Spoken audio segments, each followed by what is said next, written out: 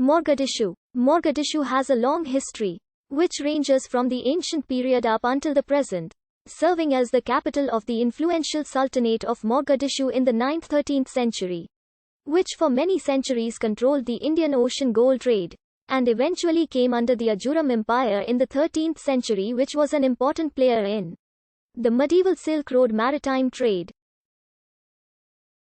Mogadishu enjoyed the height of its prosperity during the 14th and 15th centuries and was during the early modern period considered the wealthiest city on the East African coast, as well as the center of a thriving textile industry. In the 17th century, Mogadishu and parts of southern Somalia fell under the Hirab Imamate, and in the 19th century came under the Ghalidi Sultanate's sphere of influence.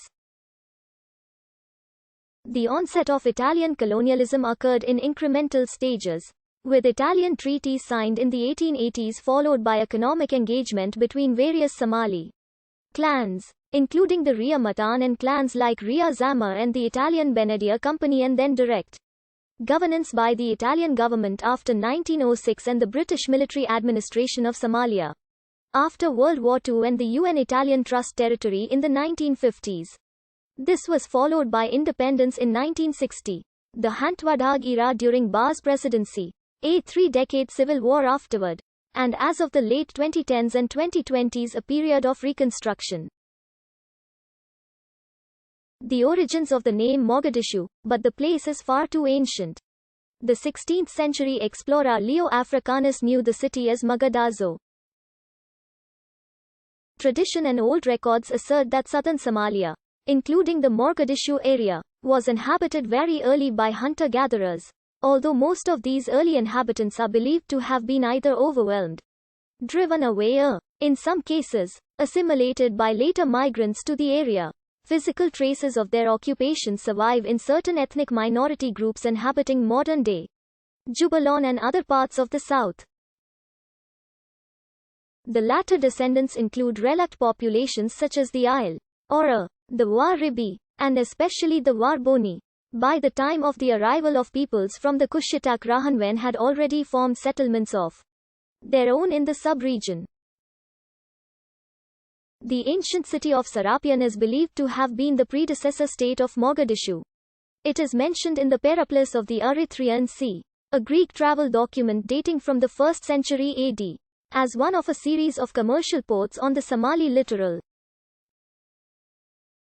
According to the Periplus, maritime trade already connected peoples in the Mogadishu area with other communities along the Indian Ocean. During ancient times, Mogadishu was part of the Somali city-states that engaged in a lucrative trade network connecting Somali merchants with Phoenicia, Ptolemaic Egypt, Greece, Parthian Persia, Sabaeans, Nabatea and the Roman Empire.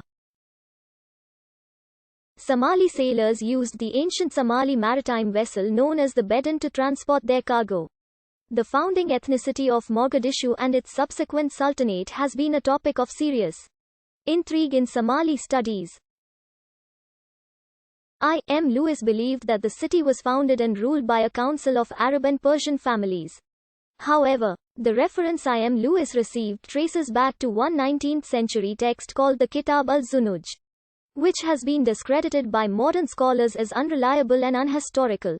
More importantly, it contradicts oral, ancient written sources and archaeological evidence on the pre-existing civilizations and communities that flourished on the Somali coast, and to which were the forefathers of Mogadishu and other coastal cities.